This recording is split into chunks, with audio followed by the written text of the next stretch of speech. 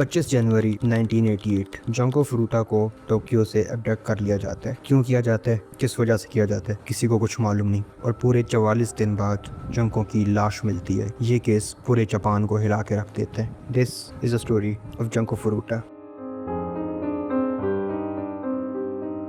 Junko, जिसका पूरा नाम जंको फुरुटा था, वो 18 जनवरी 1971 में टोक्यो में पैदा हुई थी। जंको अपने पेरेंट्स और अपने सिबलिंग्स के साथ रहा करती थी। उसने अपना हाई स्कूल याशिओ मिनामी से किया था और इसी के साथ साथ वो एक पार्ट टाइम जॉब करती थी ताकि थोड़े बहुत पैसे वो बना सके और उनको बचा सके ताकि वो अपनी हाई स्कूल की ग्रेजुएशन के बाद ट्रिप पे जा सके अपने दोस्तों के साथ। उसके टीचर्स, उसके दोस्त वगैरह सब उससे काफ़ी खुश थे। सब उसे ये डिस्क्राइब करते थे कि ये खामोश, एक सेंसिबल सी बच्ची है जो पढ़ाई में भी अच्छी है, जिसकी एक नॉर्मल टीनेज लाइफ है और एक ऐसी बच्ची है जिसके बारे में किसी कोई कंप्लेन नहीं थी। और फिर एक ऐसा दिन आता है जिसने सबको हिला के रख दिया।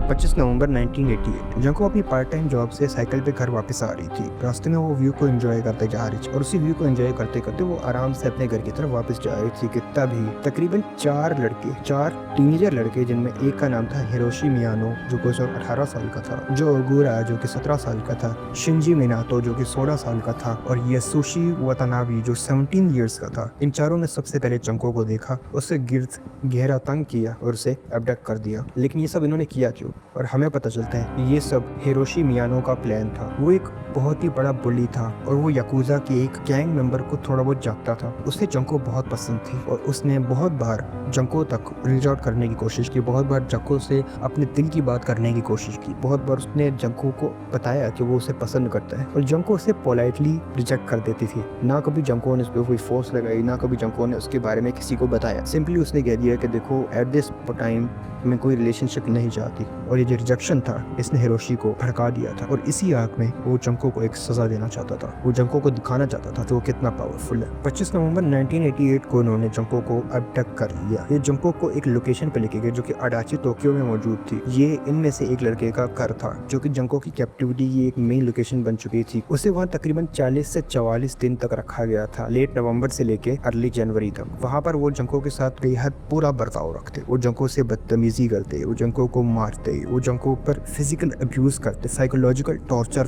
करते, उसको सिर्फ गालियां देते। तीनों दिनों तक कोई खाना नहीं मिलता, ना पीने की चीज मिलती और सबसे बड़ी चीज कि वो इसे फोर्स करते कि वो अपने घर वालों को मिसलीडिंग कॉल्स कर सके, उन्हें बता सके कि हाँ मैं सेफ हूँ, मैं यहाँ हूँ, मैं वहाँ हूँ, ताकि घर वालों को कोई शक ना हो। और फिर 4 जनवरी 1989 के आसपास जंको मर जाती है। इसकी क्या वजह थी ये तो हमें अभी तक नहीं पता चला, लेकिन ये जरूर कहा जाता है कि ये चारों लड़के एक गेम खेल रहे थे और जब से ये गेम हारे तो उस गेम को हारने की वजह से इनमें जो गुस्सा आ गया था, वो सारा गुस्सा इन्होंने जंको पे निकाला और उसके बाद फिर इन जालिमों ने जो किया वो इंसानी सोच से पाए। बजाय इसके कि वो पुलिस में रिपोर्ट कर देते, बजाय इसके कि वो इसको सिंपल तरीके से छोड़ देते, इन्होंने सोचा कि हम एक मेटल ड्रम लेंगे, उस मेटल ड्रम में जंको की बॉडी को डालेंगे और फिर उसको सीमेंट से भर देंगे और सीमेंट से भरने के बाद इन्होंने उसी मेटल ड्रम को एक कंस्ट्रक्शन साइट पे छोड़ दिया। 4 जनवरी को जंको की डेथ हुई थी और 29 मार्च को जाके पुलिस को वो ड्रम मिलता है। जो आइडेंटिफिकेशन की गई थी वो फिंगरप्रिंट्स के थ्रू की गई थी। उन फिंगरप्रिंट्स को मैच किया गया, उसी के साथ इन चारों बॉयज को अरेस्ट कर लिया गया था।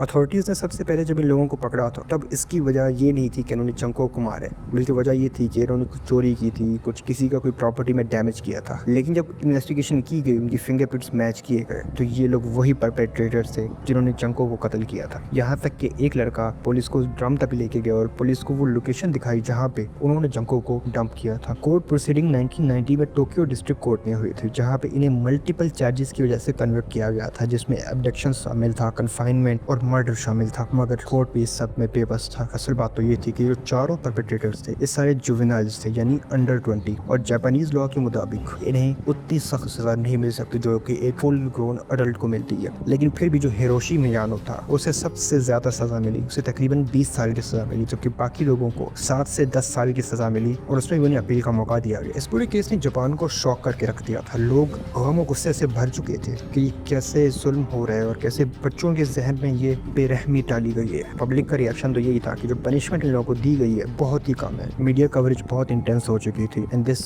Is end of Junko Furuta's case.